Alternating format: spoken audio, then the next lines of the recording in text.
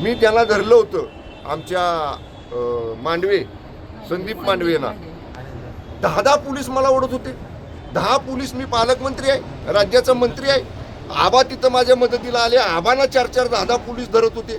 म्हणजे राज्याच्या मंत्र्यांना जर पोलीस आता माझ्या हाताला लागलं, रक्त आलं त्या हातातनं, मी त्याला रुमाल बांधला, ते सगळं होईपर्यंत नंतर पट्टी या ठिकाणी केली.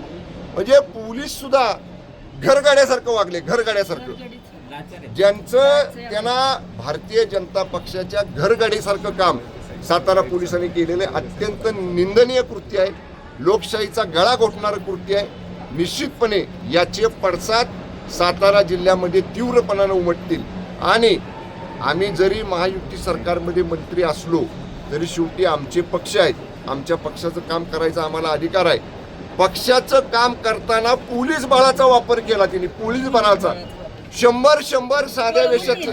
जिल्हाधिकारी सुद्धा त्यांच्या प्रक्रियेमध्ये असताना त्या प्रक्रियेमध्ये आज जाऊन सगळे मंत्री आणि आमदार सरळ सांगतात आम्हाला मतदान करा, CCTV फुटेज बघून घ्या. याचा अर्थ प्रक्रियेमध्ये जाऊन आतमध्ये जाऊन जर बोलत असतील तर लोकशाही कुठली राहिली ते.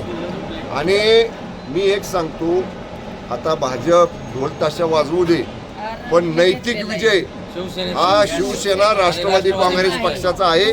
आमचे 37 सदस्य होते. आमच्या 2 सदस्यांना त्यांनी घेऊन गेले, शिवसेनेच्या. राष्ट्रवादीच्या 2 सदस्यांना घेऊन गेले. आता त्यांच्यावर डिस्क्वालिफिकेशनची प्रक्रिया पक्षामध्ये आम्ही सुरू करणार आहे. तो भाग वेगळा आहे. पण अशा पद्धतीनं बहुमत कुणाला दिलं होतं जिल्ह्याने?